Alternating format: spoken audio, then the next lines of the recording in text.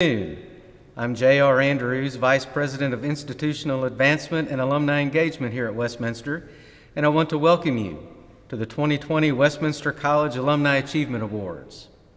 As you know, as a result of COVID, we were unable to hold a ceremony for the 2020 Alumni Awards, so we gather here today to recognize our 2020 Alumni Award recipients. It is my honor and privilege to introduce Marissa Dennehy, Vice President of the Westminster College Alumni Council. Marissa joined Wells Fargo Advisors in St. Louis in 2012 and currently serves as Vice President of Manager Development and Engagement. In addition to serving as Vice President of the Alumni Council, Marissa is also the co-chair of the Westminster College Task Force on Diversity, Equity, and Inclusion. Marissa graduated from Westminster in 2008 with a BA in Business Finance and earned her MBA from the University of Missouri St. Louis.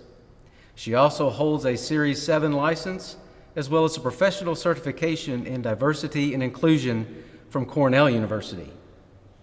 Marissa lives in St. Louis with her husband Sam, also a Westminster grad, class of 2010, and their two rescue greyhounds, Sloan and Matilda. With that, Marissa, I'll turn the program over to you.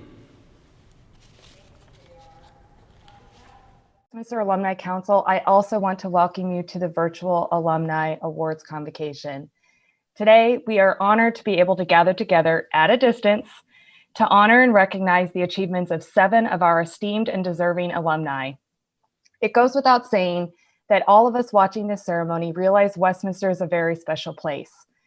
Some attended Westminster because of its small size and its emphasis on the personalized academic experience. Others came because they knew of the college's historic reputation and felt that Westminster would be the foundation they needed to build on a significant and successful future path. For me, I chose Westminster because of the community I witnessed when I visited campus as a high school junior, and for the opportunity to be a valued member of that community. Westminster has remained a special place in my heart ever since. We all ultimately passed through those iconic columns and out into the world, armed with extensive knowledge, character building experiences, leadership training, lifelong friendships, and in some cases, including my own, even spouses and partners. Westminster helped us to find fulfillment, purpose, and success in life, and we are here today to celebrate those successes. Thank you again for joining us. Our first presentation this afternoon is the 2020 Remley Women's Award. This award celebrates women who emulate the spirit of Dr. Audrey Remley, the first full-time female professor at Westminster College. Honorees of the Remley Women's Award are champions of women, just like Dr. Remley, who welcomed the first class of women to the college in 1979. I would now like to introduce Dr. Audrey Remley for the presentation of the 2020 Remley Women's Award. Thank you, Marissa, and good afternoon. For a number of years, my relationship with Gina Campagna was a signature on a thank you letter for a donation to the college. I finally met her in person a couple of years ago. That encounter was short-lived because it was done in passing. From what I've learned about her, I am honored to present the Remley Women's Award to her. Growing up, Gina realized that she cared about those who needed help. This has been the foundation for her future. In 2008, thanks to a Davis Foundation grant to the college, Gina was one of a group of Westminster student leaders who went to Rwanda to establish a sister city partnership between Fulton and a remote village of Kimbungo.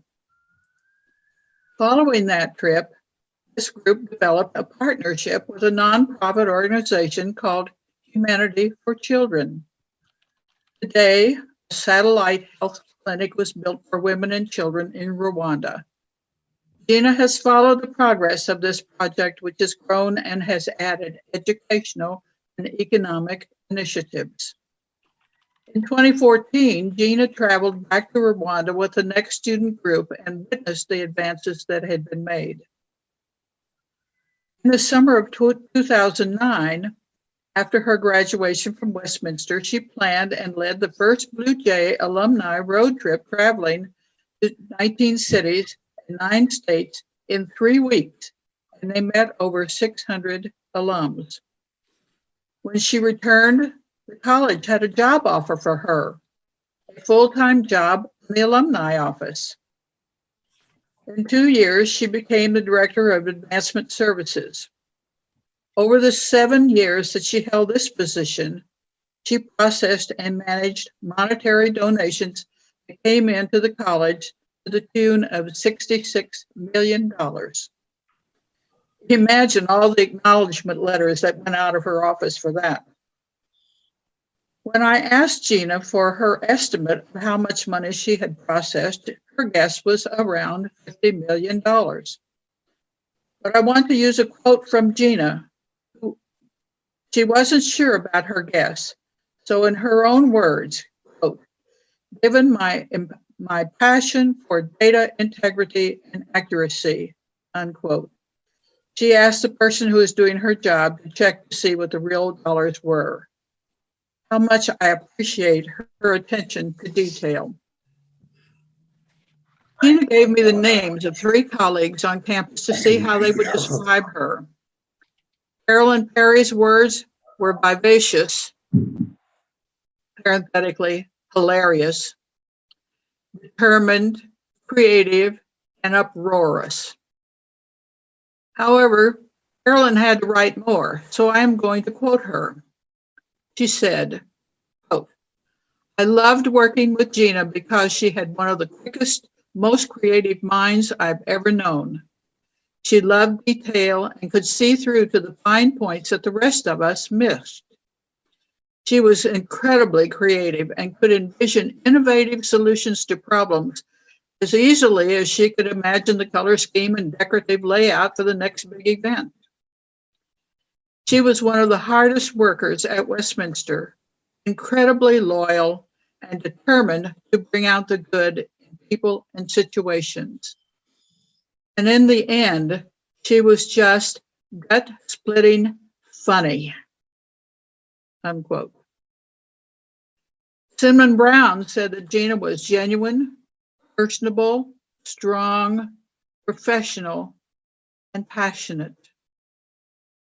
Gina's colleague in her office, Jenny Whittington, described her as intelligent, parenthetically, brilliant, loyal, dedicated, and loved. I need to say no more, except I am sorry that I did not know Gina as well as those on the campus.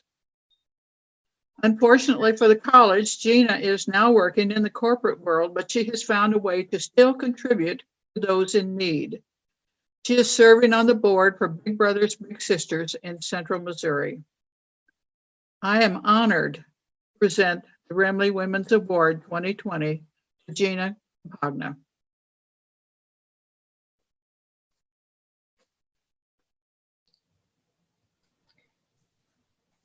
Do we have Gina today?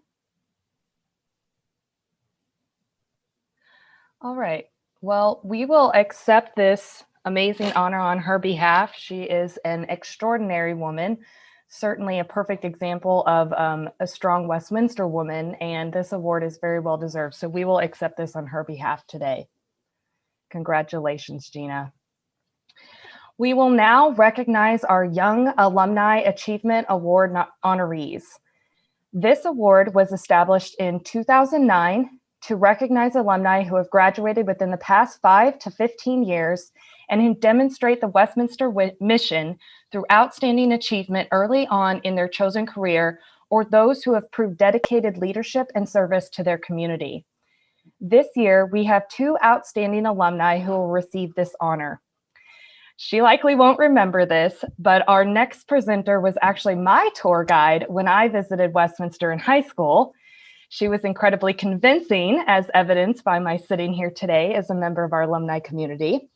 So I would now like to introduce Liz Eisnackel, class of 2005, for the presentation of our first Young Alumni Achievement Award. Liz? Thanks, Marissa. I didn't remember that. That is such a neat fact. As everyone watching likely knows, Westminster, the circle keeps going round and round in so many different ways. And in one of those ways, I am honored to present this award for alumni achievement. Both Marissa identified that this award has to do with outstanding achievement and dedication to being a leader. And I have complete faith that the alumni council, is conferring this on a person who embodies both of those, and that's to Jessica Lansbury Naslin. I'd like to share a few reasons with everyone here as to why Jessica is so deserving of this award, and also thank the college for their recognition of this outstanding alumni. So first of all, Jessica, she's a fearless advocate who is unencumbered by society's expectations. She's tenacious and yet compassionate for all. I know Jessica because we grew up together playing soccer in high school, and then she's the kind of person who's a give the shirt off her back person. And I literally know that because we both drove to Westminster College to interview for the Churchill Scholarship, and I realized that I had forgotten my interview clothes. So Jessica literally gave me the same suit and the same shirt that she wore for her interview so I could switch it around and feel prepared and look professional. And we both got the scholarships, by the way. Jessica is a certified sexuality educator. She is licensed in clinical social work, and she has a master's degree in social work. And I am glad to be a champion for her. Let me tell you why she's so special. The first thing you need to know is Jessica is a bold thinker. She always has been, and she's unafraid to express her views, but she's equally talented at listening and having an open mind. She has taken her training and maximized that to serve others.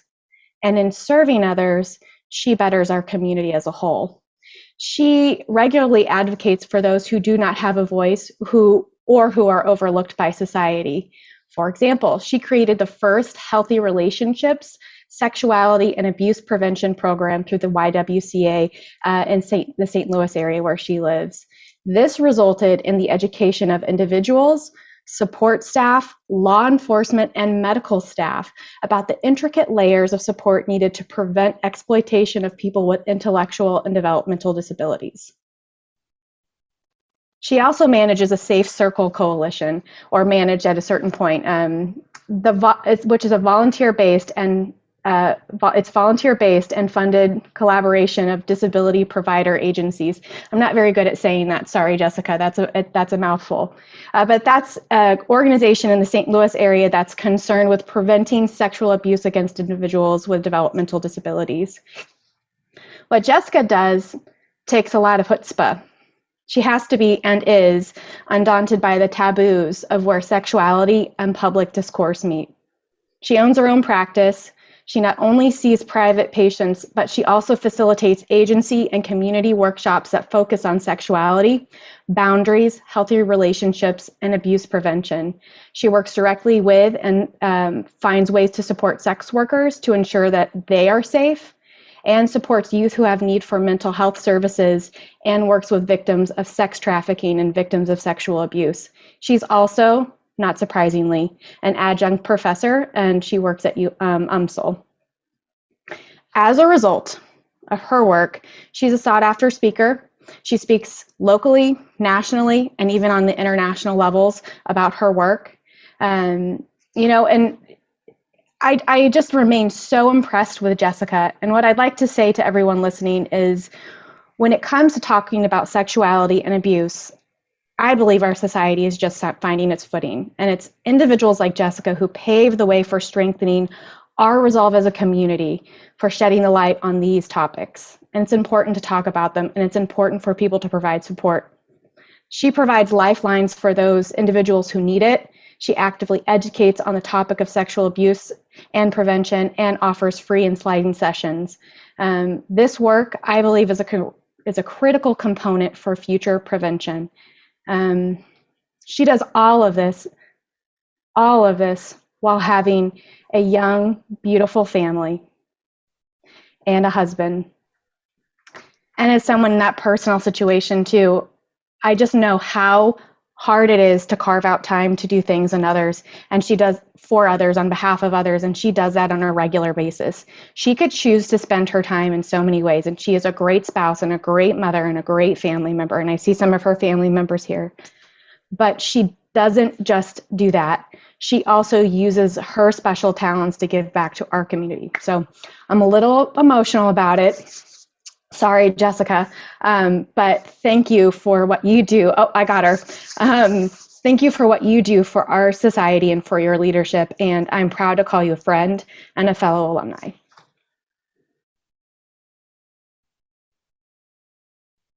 It's so unfair to have your friend introduce you in such a way. So I'm going to do my best to do justice to this alumni award. I am very thankful.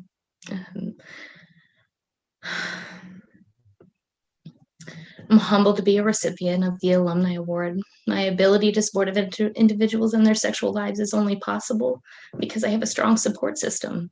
I'm so incredibly fortunate to have a family who's provided a value system that embraces and fertilizes and cultivates my passions. I found the same support in the faculty and the students at Westminster, with whom I formed relationships that lasted far beyond my walk back through the columns. Westminster bestowed upon me the Winston Churchill Scholarship, and I was going to be a therapist. Dr. Badal and Mally Moss's Steele's class solidified that career goal and introduced me to a field of sex therapy. And Bob Hansen helped me to understand my place in social work and advocacy. It wasn't until I attended Dr. John Langton's class that I realized how closely connected political science was to psychology. His lectures on why we choose certain people to hold power translated to we have a choice to who we let hold power in all aspects of our life if we just advocate.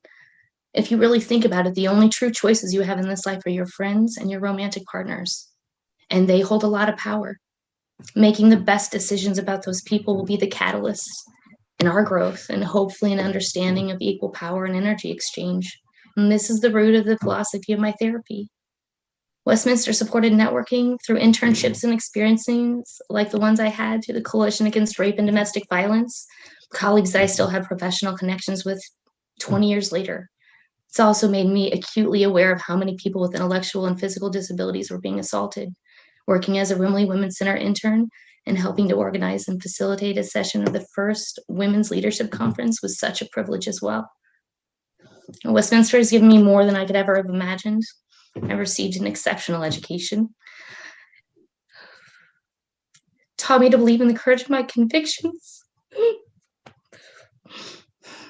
and I have lifelong friends that are people of gold.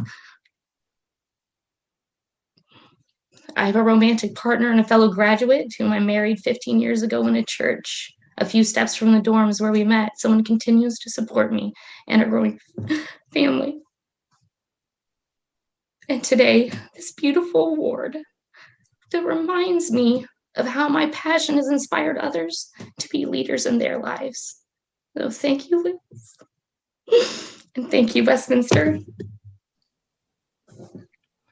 Thank you, Jessica, and congratulations. It's very well deserved.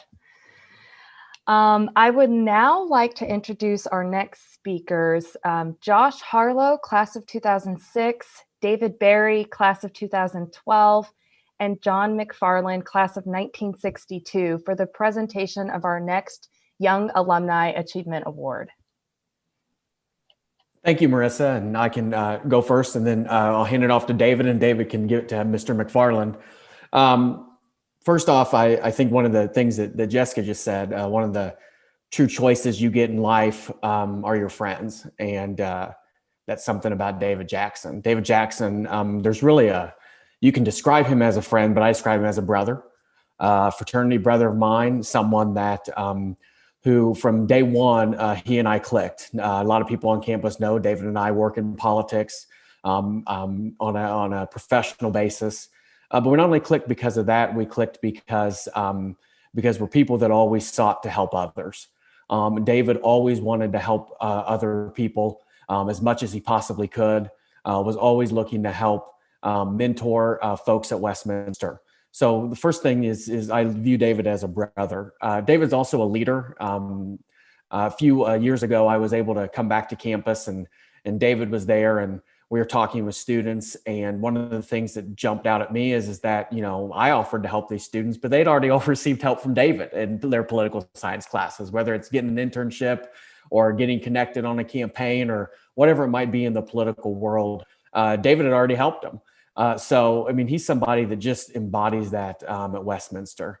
And lastly, you know, to encapsulate it is David's a dad. And that's first and foremost the most important title he'll ever have. I know that working in Jeff City as a lobbyist, you know, it's not, you don't have to work all the time. You have to be willing to work anytime. And that's kind of the saying that David and I have in politics. And I know he rushes home to see his two kiddos as quickly as he can, does Jersey Day with his little man all the time during football season. So I'm so proud to know David Jackson.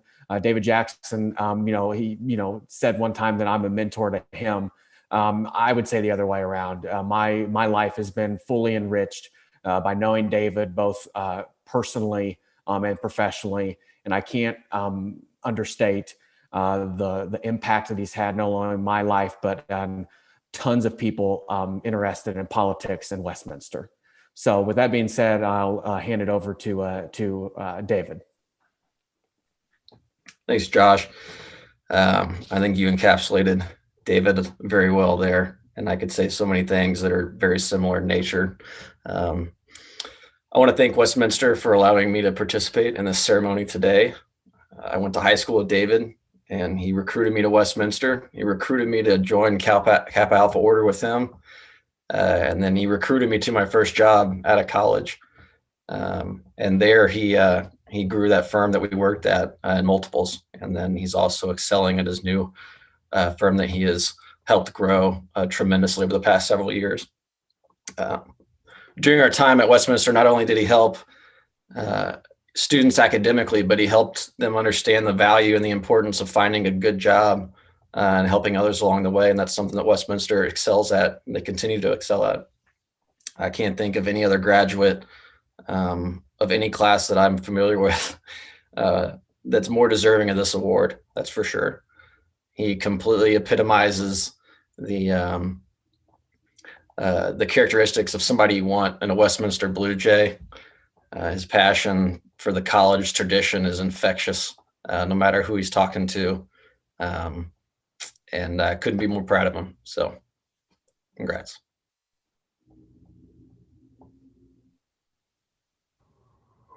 Okay, I guess it's my turn. I'm John McFarland. And let me start by saying that even though I've had a long association with the school, I think 63 years now, starting in 1957 when I was a freshman, I prefer to be referred to as John and not Mr. McFarland. That makes me feel old, Josh. It's a pleasure to be able to talk about David. And as some of you may know, my wife and I started a scholarship fund at Westminster not more than a few years ago. And by the nature of it, we've had a number of really excellent students who have received that scholarship year after year. And ironically, not surprisingly, David is one of those recipients, and then another one of your honorees today, Gina, was another recipient. In fact, they were both McFarland scholars the same year. One was a junior and one was a senior. And I don't want to take anything away from any of the others because they're all outstanding individuals. But David and Gina are probably the two that I have known the best over the years. And I'm here today to talk about David.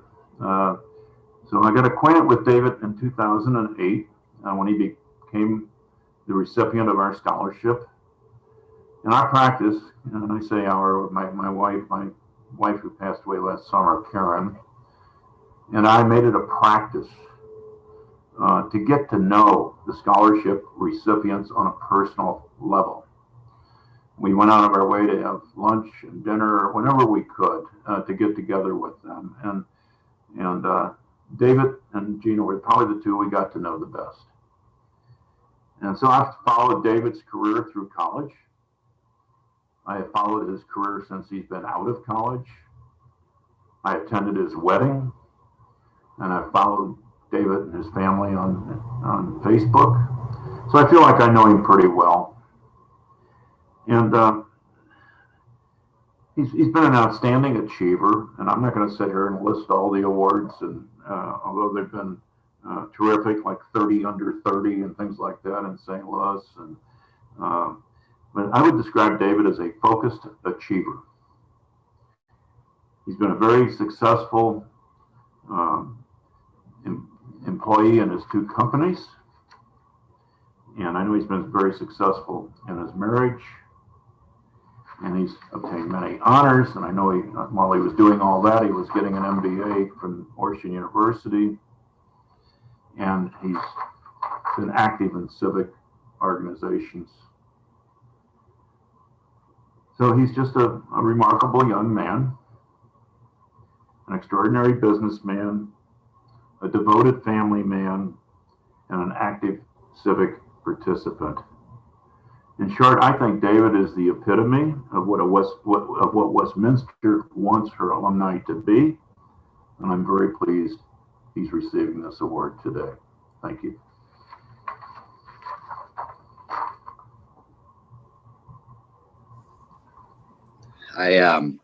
Thank you.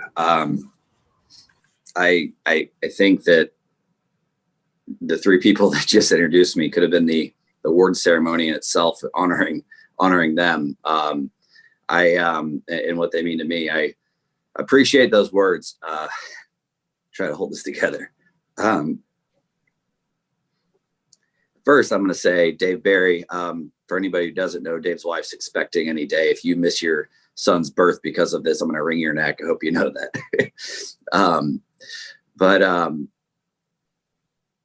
At Westminster, in so many ways, I think is where I found myself when I think about just who I am. It's where I found my wife. It's where I found my job. And I was pretty lost when I started. I thought that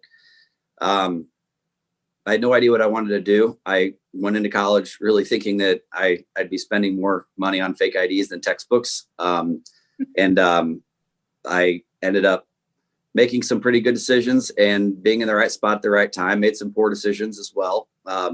Selling my car to go on spring break probably wasn't the best option, but good stories from it. So I can't complain there. But I really want to rewind here and kind of talk about how the three people who just introduced me changed my life, because I think it kind of goes in order. I remember when I started my freshman year, and I had just pledged KA, and I was sitting in my room and I got a call from Josh Harlow to come down and meet with him and Josh Moore. And I went down there to the fraternity house and thinking, pledgeship hadn't even started yet, thought I was going to get hazed already. And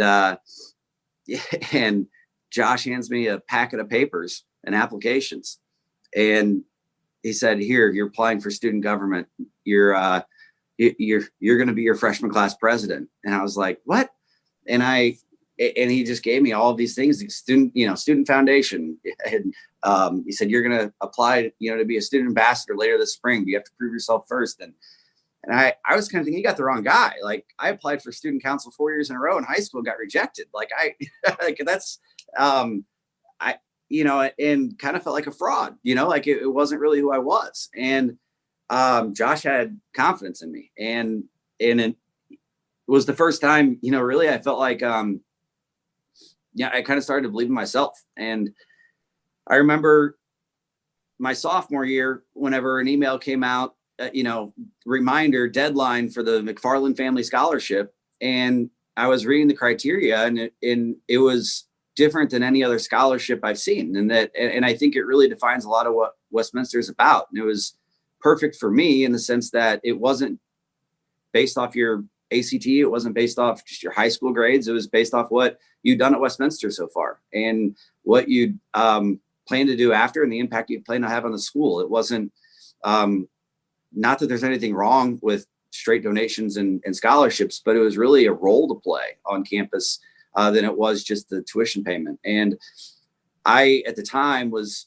working, waiting tables, started an internship at, in Jeff City, and I was trying to juggle everything and figure it all out. And that scholarship allowed me to stop waiting tables and go really work, more full-time in the Capitol and get more experience in my internship. And John, I can't explain and never will be able to what you and Karen mean to me.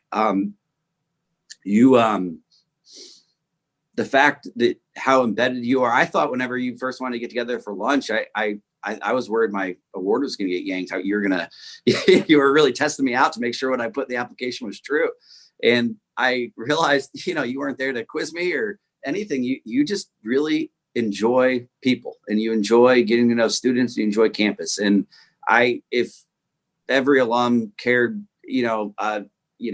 a tenth of what you care, we could solve all the world's problems. And when I went through my marriage, counseling session, I remember, that we had to do before we got married in the Catholic Church, and they asked us to write down the model couple that we, really would like, to see ourselves being like. That was you and Karen. It was, you guys meant the world to me, and I appreciate everything you've done. And I hope it's my goal, and my wife Claire's goal to, follow your legacy and hopefully, establish a scholarship, in the same fashion, to do what you've done for students. And I appreciate your leadership. I've consulted you on every job change I've made. I think I met with you when I got back with Claire, after we broke up shortly after college. I mean, personally, professionally, you're a mentor and friend, and I appreciate that. Dave, again, I can't wait to meet your little boy. You got an amazing wife. Certainly gone through your hurdles. I know I probably sound like a know-it-all sometimes and trying to teach you things, but I think in reality, just having you around makes me feel more secure. You've got such a steady hand. When we left, my senior year, and you were one of the only sophomore presidents we've had in KA history.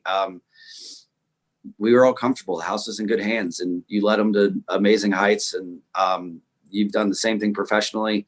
You have kept me grounded, and you're just a good influence to have around. As Josh mentioned, sometimes, while you refer to me as a mentor, I would say the same thing. Just as Josh said, I think it's a two-way street, and I appreciate everything you've done for me and being there for me. You're an amazing friend. This is just a small sample. There's so many people out there that could be here today. And, I know we have people that have turned down this award, just because they don't do what they do for recognition. They know who they are. And they're what makes our school great, and this, the other person I want to point out is Dr. Perry. When I started in college at my internship in the Capitol, I really was just hoping to find a connection to have a good resume enough to be a beer salesman for Anheuser-Busch. It was kind of my goal. And I went down, and I remember calling Josh Harlow on my way to my interview. And I didn't, beyond our governor, I didn't know any of our elected officials. I probably didn't even know who our U.S. senators were. I knew nothing. And I just had heard that Jeff City was kind of like college in a suit. And so I went down there and fell in love with it. Josh has been we've had the advantage, an opportunity to work together on clients.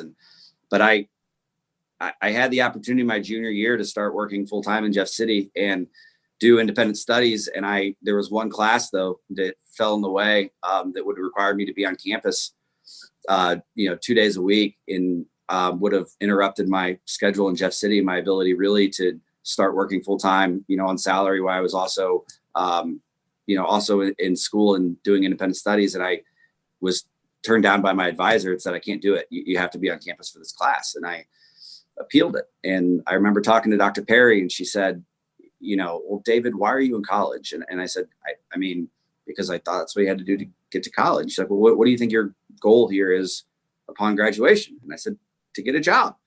She said, so why on earth would we stop you from doing that? Not only am I going to approve this override, for you to do this internship full time, but, we want your story to be a reason that we recruit on and why Westminster is unique and has faith in people creating their own path. And I think that really says who Westminster is. And it, I can't thank her enough. I mean, it was really in Jeff City when my light bulb turned on and realized that I, had potential to help people and really enjoy my life, working with Tobias, and, my senior year, getting me caught up on current events. And it was whenever I stopped going to family functions and instead of talking about college parties was, talking about policy and variety of things. And so I'll never be able to repay everybody who's helped me. And I obviously have to thank my wife, my brother, who's a huge influence on me and my parents. I think lastly, I'll just end with these schools in such amazing shape right now. It doesn't take a lot to engage. I think as Liz mentioned, and Marissa, in terms of a simple tour that you may, that one of you may not even remember giving, can make such an impact and influence on people. I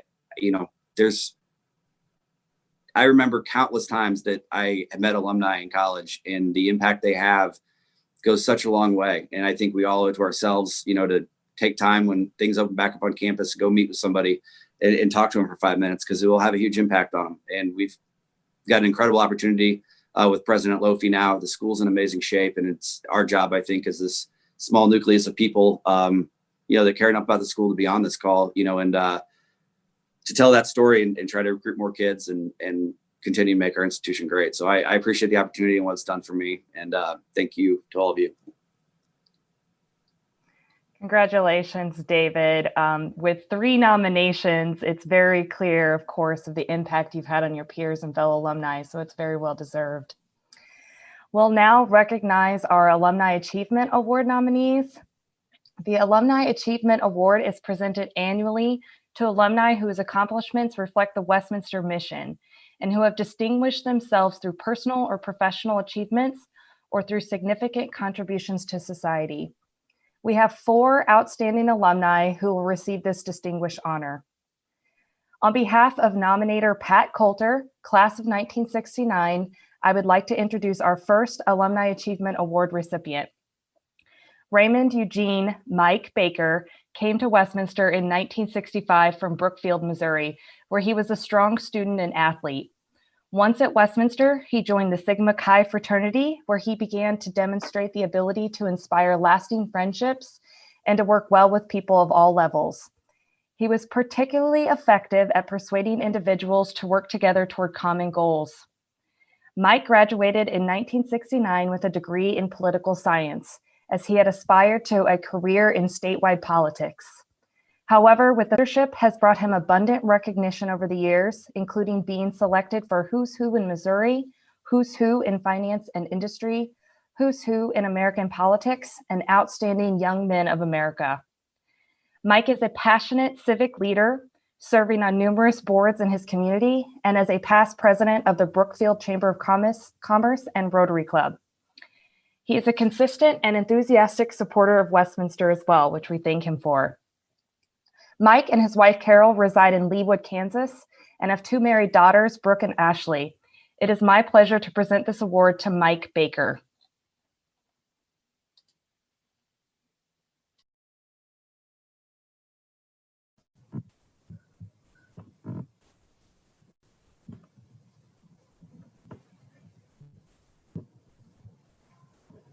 Good morning. I am Mike Baker, class of 1969. Unfortunately, I'm not going to be able to be live today because of scheduling conflicts, but I'm going to come to you video via Zoom. First and foremost, I'd like to thank Marissa, and the Alumni Council for bestowing this prestigious award upon me today. I am deeply humbled and honored to accept this award for outstanding alumni. Also, I'd like to thank Pat Coulter for nominating me and Reverend Joseph Marting for writing the letter of recommendation. Without their support, I wouldn't be accepting this award today. I remember back in 1965 in orientation, before we walked through the columns, someone said, look to your right and left because only one of you will be graduating in 4 years. I feel truly blessed to have not only attended, but graduated from that great historic college. Although I was not a particularly strong student, never making the dean's list, I did get to visit the dean's office on several different occasions. My leadership skills were not only developed by the college that gave me a strong foundation to use throughout my life, but also my fraternity. Many members of the Sigma Chi fraternity will remember the Jordan Standard that talked about a man of good character and associating men with different temperaments, talents, and convictions. While there, I developed my ability to listen to men of different viewpoints and learned how to have an effective relationship with them that served me well in my business life. Again, I want to thank Marissa and the Alumni Council for this great honor. I will always hold Westminster near and dear to my heart. Thank you so much. Congratulations, Mike. For our next award presentation, I'd like to welcome back Dr. Audrey Remley. Thank you. My award today for the Alumni Achievement Award 2020 is for Jill Dunlap Brown, PhD. About 4 years ago, Pat Kirby sent me a newspaper article about Dr. Brown that was published in the Columbia Business News. It was quite a lengthy story, and I was impressed by it. I called Pat and told him that one of us needed to nominate her for an Alumni Achievement Award. Pat said he could not do it, so it was up to me. I said, okay, and here we are today. It is my honor to be able to make this presentation. Jill is a native Fultonian, and her dad, Tom Dunlap, is Westminster class of 71, who has recently retired from the practice of law. She graduated from Westminster in 1999 with a major in education, and she has not stopped since then. She earned a Master of Education, an educational specialist degree, and a PhD from the University of Missouri, Columbia. While she was doing that, she was also teaching in elementary schools, running her own consulting business, and taking care of a husband and 3 sons.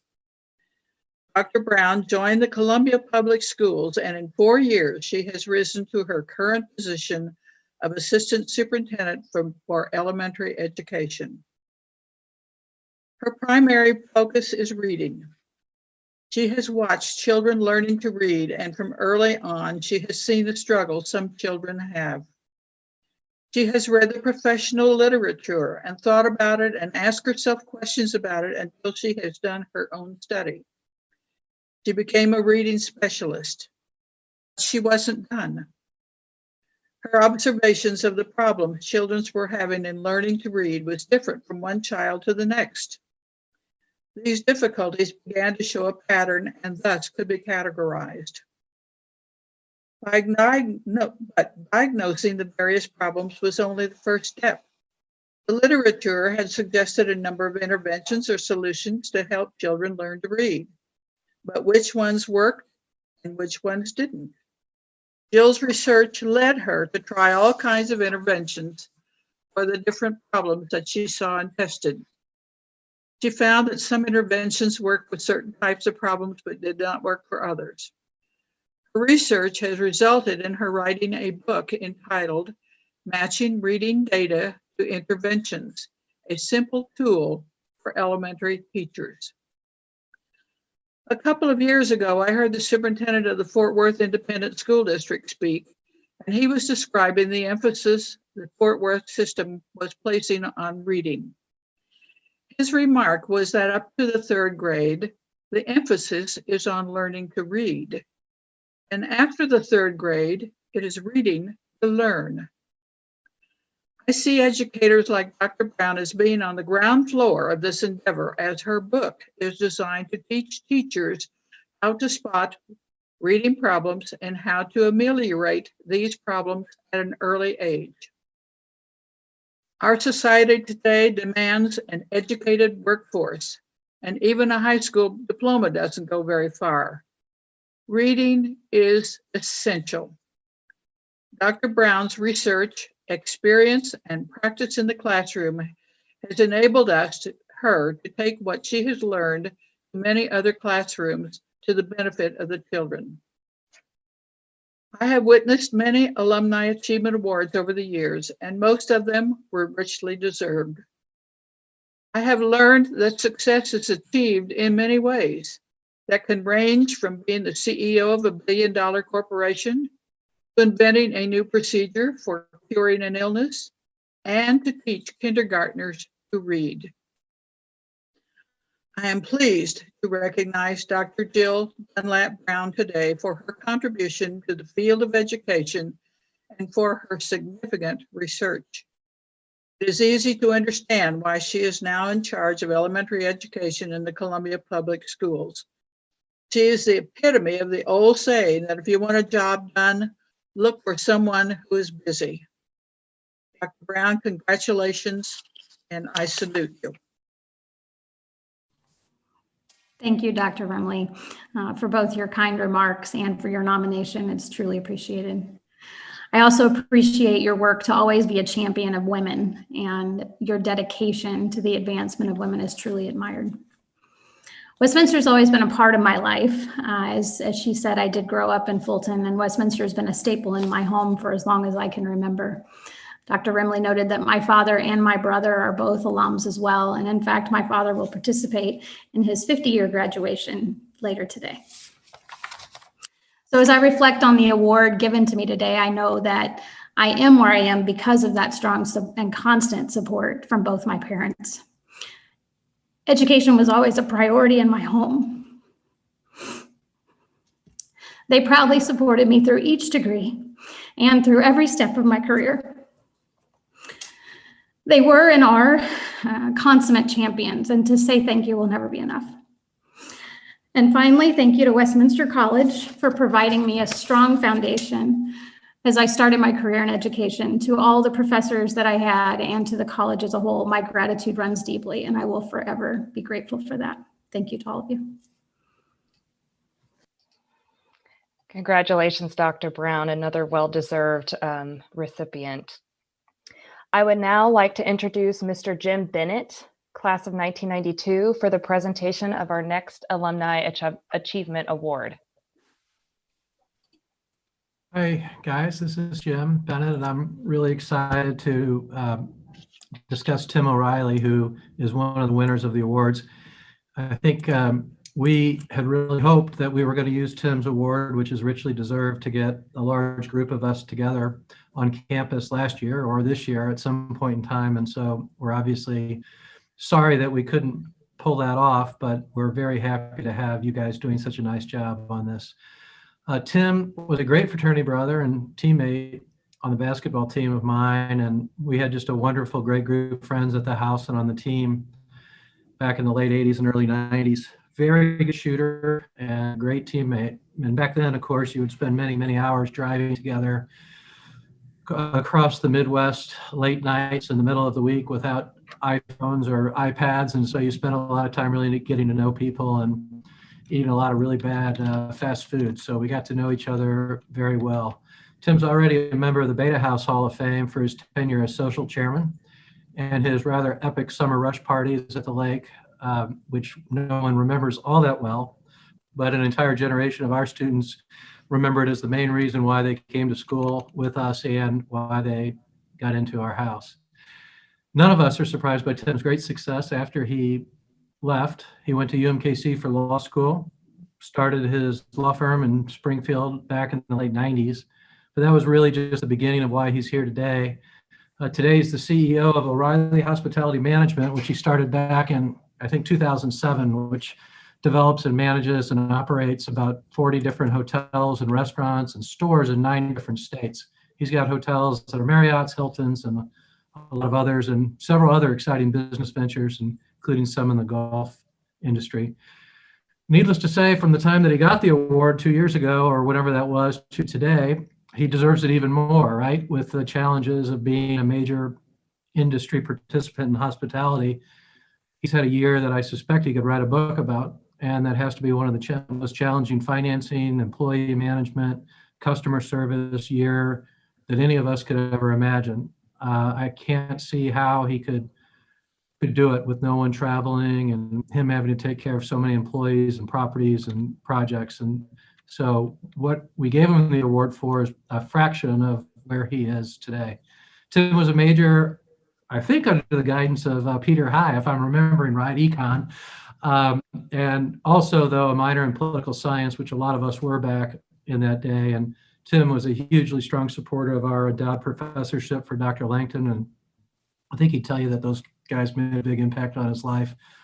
Tim's been great to the school. He and his parents and family members made a wonderful donation to the Learning Center that's there, that supports a lot of our kids and help make them achieve success. And when we say that at Westminster, we really pay attention and give you individual instruction, a lot of that is that Learning Center, which Tim's family has supported. Not surprisingly, he's active in charities now in Springfield and in the state, Boys and Girls Club especially. He's gotten the Missourian Award, which is a great award each year. We think it's more important for our state that he got it than the others like Mark Twain and Walt Disney and Harry Truman, but it's just a nice recognition of what he's done. So most importantly, though, Tim lives with his family in Springfield, and Brooke, who I've known since before he was married to her. And Tim has his brother, who's also a Blue Jay. His parents were great supporters. They would put us up when we would travel there. But Brooke's from another great Blue Jay family, the Biglers. And between Tim and his brother Ryan and Brooke's family, they have 6 Blue Jays in their immediate family, including my very good friend John Bigler, Tim's brother-in-law. So for us, it's just kind of exciting to see our generation getting to the Alumni Achievement Award. And I think from my experience, one of my first friends to get it, I think that Tim really sets the bar high, and we're very delighted he could accept it. And sometime soon, hopefully we'll get together on campus and head to the tap room or whatever it's called now and ring in the award in style. So I'm very pleased to introduce Tim. Well, thanks, Jim. I really appreciate it, and brings back a lot of fond memories whenever I hear all of these great stories about our wonderful college there in Fulton. It's a centerpiece of my life, as everyone has stated, and it's a big part of who I am. And I'd say that hearing everyone's stories, it makes me remember what an incredibly solid group of people that we have as students, alumni, faculty, and the administration there. It's really a place to be proud of. So super honored and humbled by this award, considering all of the great people that are at Westminster and have been affiliated with Westminster. Large part of whatever success or whatever I've been able to accomplish. And you're right, Jim, last year was really, really bad too in the hospitality industry. So Westminster builds character, and I needed every ounce of it over the last year, but luckily we're coming out of it. So that's a good thing. But, the education was tremendous. All of the professors that I came into contact with were just incredible people, and, very much interested in building, young leaders of tomorrow. And that's what I felt. The relationships, obviously, with, fellow students and in the Beta House and outside on the basketball team were something that's incredibly special, led to tremendous growth. And I think Besides the fact of the people Jim mentioned, my wife Brooke and brother-in-law Jim or John Bigler, it's I probably talked to somebody that I know from or in Westminster, at least twice a week about everything, about life, business challenges, kids, raising kids, everything. And so, those bonds that we create in this small little place where we only spend 4 years of our life are just amazing. And, I feel so honored, proud, happy that I chose Westminster and that I'm a part of the tradition there. And it's just an amazing group of people. And, you look collectively, just the people that are on this Zoom call today and what they've accomplished, including yourself, Jim, is amazing. If you look collectively at what Westminster Alumni has done, it's something to be very proud of for all of us, because we all had a hand in that. So, I just thank everybody for being on this. It's wonderful to hear a lot of the other stories and know a little bit more about some of the other success stories from Westminster. And very grateful, like I said, and humbled, and appreciate it. I'm very proud to be a Blue Jay, and that'll continue. So look forward to going to the tap room. That was one thing I spent a little too much time doing at Westminster. So need to get back there. Thank you very much. Thank you, Tim. Congratulations. I think we all spent a little too much time at the tap room in college. So 1851 underground now, but appreciate that. We're now ready for our final Alumni Achievement Award presentation. I would now like to introduce Scott Brown, class of 1996. Thank you, Marissa and President Lofi. For those of you who are wondering, the ocean air is really great in St. Louis today, for those of you who can see me. I am honored to present the Westminster College Alumni Achievement Award to my sister, Elizabeth Brown Cole. Few of us here today that now live in these little Zoom squares on our computers may be aware that Elizabeth is my sister. Fewer still probably know that she was a primary influence in my decision to attend Westminster College, along with my uncle, John Drescher. Like many others joining us today, we have made Westminster College a family destination. During college and since then, I have witnessed my sister's dedication of time, talent, and treasure to this college, and that is why she deserves this recognition today. Elizabeth graduated valedictorian from Westminster College in 1994 with a degree in mathematics. She was a leader on campus as president of Kappa Kappa Gamma sorority, the first female grand marshal of the Skulls of Seven, and played tennis all 4 years as a Blue Jay. She went on to graduate from the University of Missouri Law School with honors and was selected Order of the Coif.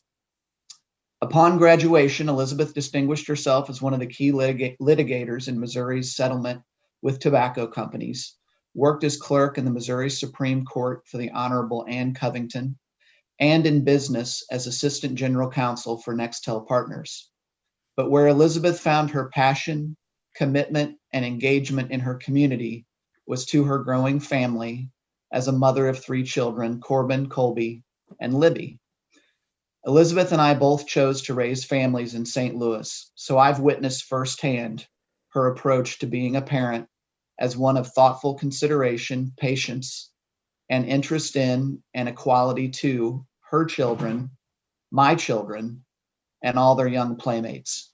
And perhaps most important to Westminster, Elizabeth was a driving force in raising over $1 million for the college to create the endowed John Langton Professorship in Legal Studies and Political Science to recognize the life, work, and impact of Dr. John Langton. It is a very small group of alumni who have raised over $1 million for our alma mater. Elizabeth's brand of dedication to Westminster is the kind that is so desperately needed during these challenging times. My sister is really a model alumnus that Westminster should seek to develop, inspire, and cultivate her energy and focus in their current students in order to lead lives of service, giving back, and meaning throughout their lives.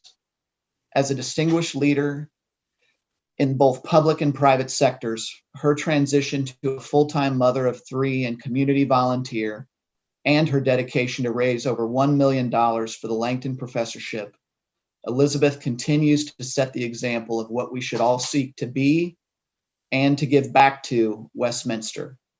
Congratulations, Elizabeth. Take it away, sis. Thank you, Scott, for those kind words. And thank you to the Westminster alumni for choosing me to receive this recognition. Receiving this kind of recognition causes you to remember back and reflect on the experience that you had during college. For me, the leadership opportunities at Westminster and the lifelong friendships that I made stand out in my mind as invaluable parts of my college experience, and they're still with me today. I really never thought during my college years that I would go on to do business with these friends as a sophisticated party on the other side of a real estate transaction, as the leader of a multinational law firm, or as a business leader in a company rolling out a global pandemic vaccine.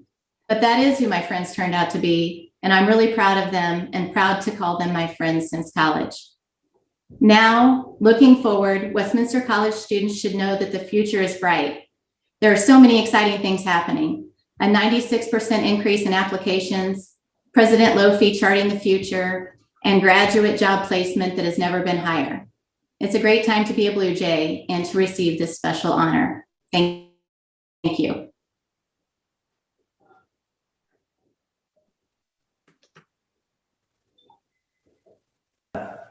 Again, congratulations to all of our award winners today. I now have the honor and privilege of introducing Don Lofi Jr., our interim president and chief transformation officer. Mr. Lofi assumed the interim presidency and the chief transformation officer role for Westminster College on July 1, 2020.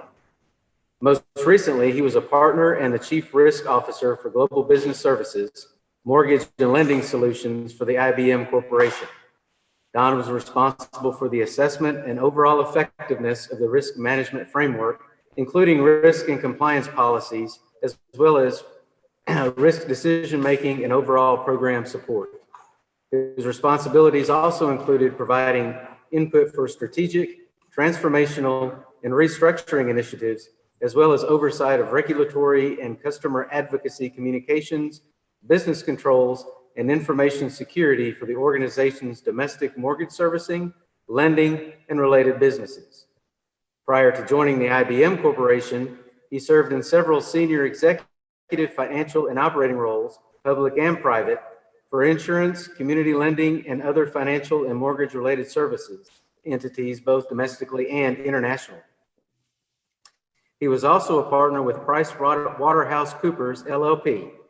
Don served as the engagement partner for the Progressive Corporation and also specialized in private and public higher education clientele. He was named by Treasury and Risk, a leading corporate finance and treasury periodical, as one of the 100 most influential people in finance.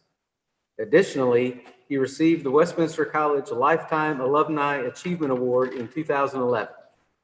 He is a CPA and CGMA active status and is also a COSO certified by the AICPA. He holds a BA in Accounting and Political Science from Westminster College and an MBA with concentrations in Finance and Business Policy from the University of Chicago.